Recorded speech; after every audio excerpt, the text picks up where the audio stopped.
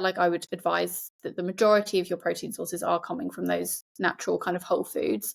They also offer things like essential vitamins and minerals, healthy fats, and they're kind of unavailable in your kind of processed protein powder. I'm not saying protein powder is bad, because I genuinely am having it every day at the moment. When you're picking a protein powder, I do think it's very, very important, particularly if you're consuming it regularly, to make sure you're going for like a clean whey protein isolate. And I like to go for the ones that are sweetened with things like stevia, not those kind of, if you look at the back of it and it's got like all these artificial preservatives and artificial sweeteners like maltodextrin, sucralose, things like that, I tend to steer away from those ones. If you're having it once in a while, very unlikely that it's going to do any damage, but there is kind of question as to whether or not all these added preservatives and artificial sweeteners are detrimental to our gut health. And we know that gut health is so impactful in terms of optimizing our overall well-being. It's literally linked to everything.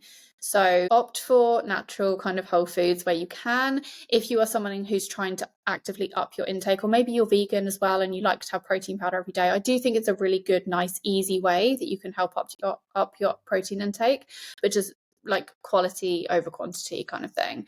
And also, like you say, some people they find it difficult to meet their recommended, adequate intake. But if you're conscious about what types of foods contain protein, making sure you have just 1 or 2 sources per meal, and then when you have snacks as well, making sure they're protein-based snacks, it can become pretty easy. But so many people have things for breakfast, just like a bowl of porridge or a bowl of cereal or a couple slices of toast. None of those have adequate amounts of protein in. So already you've had one of your main meals and you have not taken the opportunity to have a decent amount of protein in. So swapping it out for, you could either add some Greek yogurt or protein powder into your porridge, have it with some nuts and seeds on top, or eggs on toast instead of butter on toast, things like that. Just trying to make sure that you do have a good source of protein in each meal.